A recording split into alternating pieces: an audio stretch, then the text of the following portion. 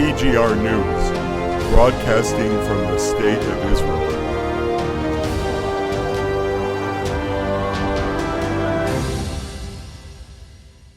Welcome back to TGR News. Hello, hello. This week we'll talk about the escalations on the Lebanese border as well as in Gaza, and the left-wing protesters still going while the terrorist attacks continue to come. All this and much, much more. But first, let's say thank you. Thank you for everything you guys do. We just recently grew and now we're feeding more families, close to 100 people now that we feed every week, all because of your guys' support. It is such a beautiful thing that you guys are doing here, and it's you guys who are doing it. We're just the people who are on the ground following orders, getting it and doing the job. But it's your guys' support who's actually getting this done, and it's so beautiful, and thank you so much. And like we've said before many times, if you know anyone that's like-minded as you and you think they might be blessed just like I'm sure you are blessed for supporting and helping the nation of Israel and the children of Israel here in the state of Israel, then share these videos, talk to them, tell them about this, and maybe they want to be able to be blessed as well, because we do know that God promised us He'd bless those that bless Israel and He'd curse those that curse Israel. So anyone you love and you feel like you want them to have this blessing as well, you give them information, show them where they can be a part of this. And then, like we also would say, you know, underneath of all of these videos, there's links to the Patreon page and to the Support Us page at the website.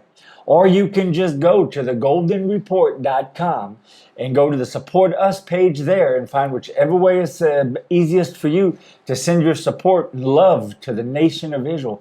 So it's once again, like we say every week, we thank you so much. You know, we recently have grown because people have added support to this wonderful part of the ministry. So thank you. Yeah, let's get started. Yeah, that's good.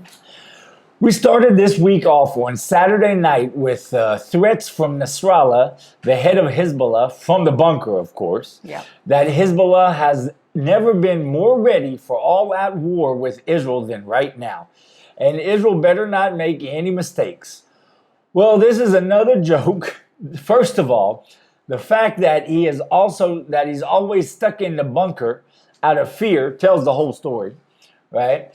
And second of all, if Lebanon was even anywhere near ready to win a war with Israel, they would have attacked a long time ago. Even if they had the possibility to get ready for all-out war with Israel, their hatred of Israel does not allow them to have the patience to wait till they're really ready. So, I mean, I don't know if you can get your head around that, but that's very true.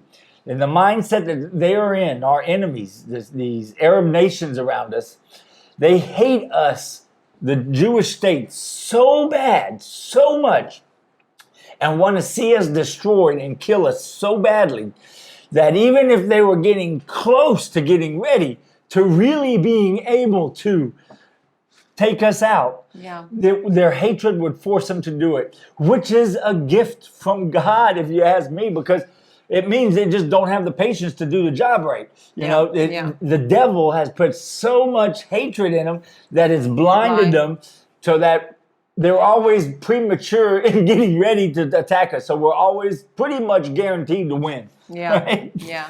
Not only we know we read the Bible, so we also know we're going to win. But just by learning their behaviors and when they attack, I mean, I'm not saying there won't be suffering. Of course, there's suffering, and war is horrible. But I'm just not talking about the actual fall of the state of Israel. That's not going to happen. Yeah.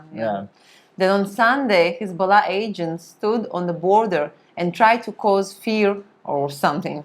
But one thing is for sure, Nasralla has nothing to lose, while Lebanon has completely fallen apart with no economy, and even most of the day they don't have electricity or gas in the fuel station.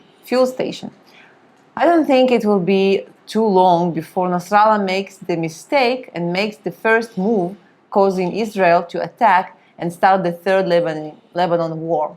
Plus, I believe that all of this could have been avoided if Lapid would not have shown weakness and give into Hezbollah's demands So true. with the gas. And That was border. that was the snowball, the snowball effect. That was the first part. That's what started.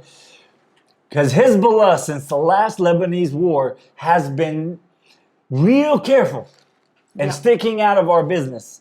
I mean, they would say as threats and do a little something, but nothing that would really act as aggression on their side, right? Yeah. That would make us have to react. Yeah. Because they were from the last time they got whooped pretty bad, so bad that they were like, "Ooh, we don't want that again." Yeah. But then Lapid came in the office with Bennett. Well, it was actually Bennett and it was Bennett who was in office, who was the weak guy, supposed to be right wing, right? But anyway, then it was from his weakness, he backed down to Nasralla's threats, if you remember, of the gas rig in offshore off of Israel, and just because Nasrallah threatened Israel, Bennett said, "Oh my goodness, oh here, take it. I'm scared of you, so take it," right? And then that was it. That's what started all this. Yeah, they signed on not only the gas rig thing, they signed the border line. Where's the border Yeah, going? it gave them much. It gave them much more space. We gave them where the border came down into ours. So they knew it can be done when you threaten Israel. So they decided. They didn't speak about a village for so many years. They never mentioned it. Now suddenly Nasrallah starts speaking about it's ours. You're not supposed to be there. Yeah. They start hurting the border, the fence. They taking down the cameras. They hurt. Yep, and it's all started back then. So now this government has to deal with, as usual. So much damage they did in a little bit more than 1 year. They did so much damage. Giving all the Negev to the Arabs and to the Bedouins, who are now have taken over and causing havoc and it really so much damage in 1 year. And this Bennett was probably in my lifetime. Probably the worst, not in my lifetime, but definitely in the past 25 years, Bennett has been the worst thing that happened to the state of Israel, if you ask me. Yeah. Much worse than a lot of other things. We haven't even begun to see all the problems that Bennett's caused. This is just starting, right? But anyway, the Supreme Court was scheduled to September to decide if they will accept the recent law passed in the Knesset. The probable cause law, the one we talked about last week. All 15 judges on the Supreme Court will take part in these proceedings. It has been longer than I can remember since all 15 judges were involved in any proceedings. This is a great example of why we need this law to pass in the first place. We need this law and many more to return the balance of control in Israel back to the people who are voted in, and not these people who choose themselves to be in control. Yeah, and not only choose themselves, think about it. First of all, you come to the judge. They usually don't. Usually don't. I don't come to the judges because they're so high level. They usually take over the government things, not personal. But let's say I come to the judge, and he say, "Well, in my opinion, no laws, no nothing, no measures. My reasonable opinion, you guilty. That's all. Okay, can I dispute? How you say? Can I prove, dispute? Yes. To whom I have to dispute? To me, to the same judge, to the right? Same judge. And there's somebody above you that really check and balances, like you said. No. Nobody. That's the thing.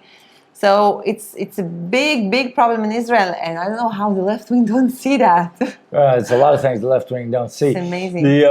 But so this it's a real crazy situation Israel finds itself in, because if the Supreme Court after this proceedings they're going to have decide that they don't accept the law that the Knesset just passed, to say that the Supreme Court doesn't have the right to dismiss the laws the Knesset passed on their own probable cause, whatever they just think, then we'll be in a little judicial loop that could be really problematic. It'd be very interesting to see how we would get out of that. But It's an issue. It's definitely an issue, and it's probably the biggest one in the state of Israel right now, with all of the external threats and internal threats of terrorists and everything else. This judicial reform for the past 8 months has been the biggest issue and the biggest threat to Israel these past 8 months, and will continue to be until it is resolved one way or another. Yeah. Hopefully, we know which way we went to resolve. Yeah. To give the power back to the people who are voted in, which is in turn giving the power back to the people who have in a democracy. Yeah, and also I hope they won't cancel the law, because until now they avoided. They avoided to cancel the basic laws. We don't have the constitution, so we have basic laws, or how you call it, right? So this country's constitution is the Old Testament, by the way. Yeah. It's true. That's this country's constitution is the Old Testament. It's a pretty long one, but it's a pretty good one. Yeah. So until now they avoided, and if they're gonna cancel this law, it's gonna be first time in history of Israel that Supreme Court canceled the basic law. They canceled laws, but they never canceled the basic law, which they always was proud and say, we never canceled the basic law. Yeah. So I hope they won't do that. And well, let's see. September. Yeah. The people of Gaza try to protest again against Hamas and how they run things in Gaza. Life is hard on average person in Gaza, with electricity only 3 or 4 hours a day and nearly 40% in unemployment. Once in a few years, this happens, and then the terrorists in charge arrest and make the protesters disappear. And that keeps everything quiet for the next time. Until the next 2 years, yeah. But this time they have concrete things that they were talking about, the crowd. Electricity, especially electricity. Oh, well, they always have good things they're talking about, true concrete problems that the protesters talk about. Always, that's the same. Right now in Gaza, you have more than 1,000 millionaires from the Hamas. You have more than 1,000 millionaires from the Hamas, and many from the PA, Palestinian Authority. And people feels that they have private mansions and jets, and the poor people of that want to live just have a regular life. For your regular life cannot have, cannot. Yeah, they're living in poverty, living anymore. And it's big frustration. Living an oppressed life, not because of what Israel's doing to them, but because of what their own leaders are doing to them. That's the truth. But the protest wasn't violent, but still they got beaten, arrested, and disappeared. Just they won't. They can't even. You could see the videos. Well, first of all every time they do it, every few years, you could see they're not violent because they can't be violent, because the second they're going to, they're so scared they know it's just a matter of time before Hamas comes in and takes them out. And just like this time, you could actually see people protesting, and then probably it was someone that was close to them coming up to them. Yeah. You could see it. Them trying to stop it. Trying to stop them so that they don't lose their brother or whatever, right? Because sure enough, just like it was real quick, all of a sudden all the protesters disappeared, and that's it. No more protesting. Yeah. Well, on a personal note, this week on Tuesday, a terrorist opened fire, injuring 6. This happened very near us while we were having a family day with the kids. The terrorist was working in the area as usual, only this time he came in a yellow vest and started shooting at Jews, trying to kill as many as he could. One father was able to save his daughter by the grace of God by throwing a chair on the terrorist to make him leave the store where he was at, through a glass window, door, and everything. Yeah. We were extremely close to this, but we were in a place with a lot of children having fun and making so much noise that the kids did not even know what was happening, that it happened. Because, it wasn't so close to where you could see it, because we was in an indoor place with a lot of noise and everything. And so we got it in our messages on our phones. And as parents do in this part of the world, in the state of Israel, we recognized it. We stayed alert. and we try not to portray it to the kids so that they don't get nervous and ruin their day and everything, because that's what the terrorists want anyway. Yeah. That's their main victory. Yeah. But this attack was, I mean, it was, when I say close to us, it was close. Yeah, it was Yeah. close. I was amazed. Yeah, when I got the messages, I said, "Wow!" Uh, And his father, the terrorist father, was working in Israel for 25 years, and the terrorist got the gun from his father and decided he's gonna use the permit for work to kill Jews. Yeah, it's over and over and over. It's the same story, you know. It's just I don't want to sound like such a, like so bad, say so many bad things, but I mean it's the same thing. You can't trust them. I'm just, Yeah.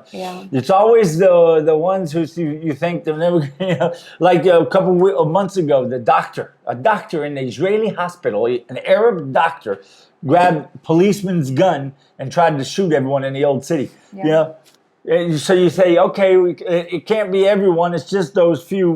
But a man who went through doctor school, became a doctor, went through, all the stuff you have to go through, 8 or so, 10 years, was already a doctor in the hospital, treating Jews and Arabs in the hospital.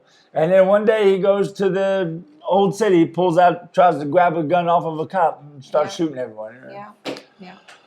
Well, on the same day, another terrorist attempt to kill Jews in a bus station by pulling out a knife and trying to stab as many as possible. Thank God no one was hurt besides the terrorist himself.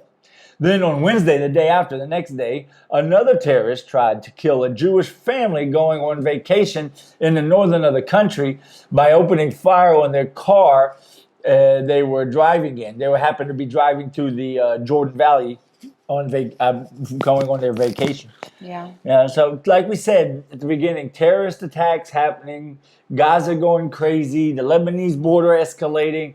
Everything looks good around here. How's it around there? In this last attack that you mentioned, the mother was lightly injured.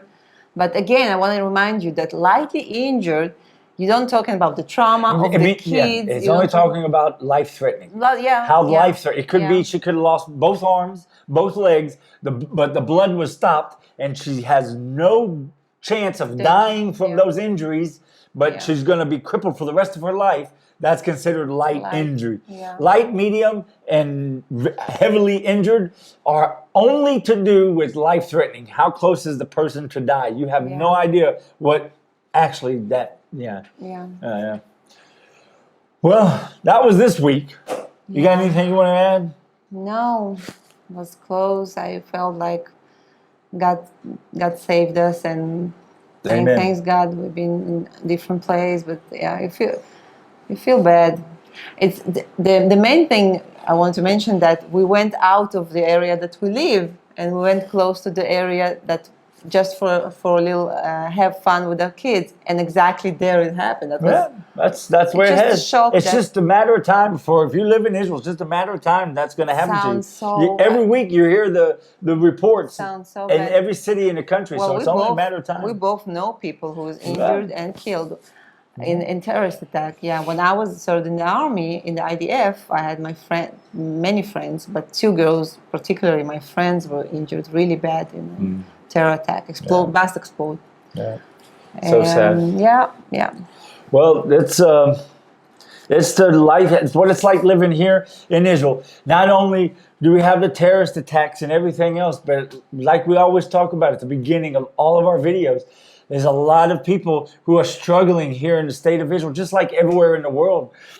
Yeah. So thank you. Like we always say, thank you for everything that you guys do in helping these people here in Israel, because being under attack by terrorists and then have to deal with poverty and everything else, it's just such a blessing. Yeah, this week there was something that really, the guy who hugged you, his family is really struggling, and we gave them the food, and he was really like hugging you, and you see in their eyes how thankful they are, and Amen. how Yes, you do. I wish I could show you guys everything. Yeah. I always that's my main thing when I say the thank yous, is to try to portray to you what you guys are really doing and give you the blessing, you know?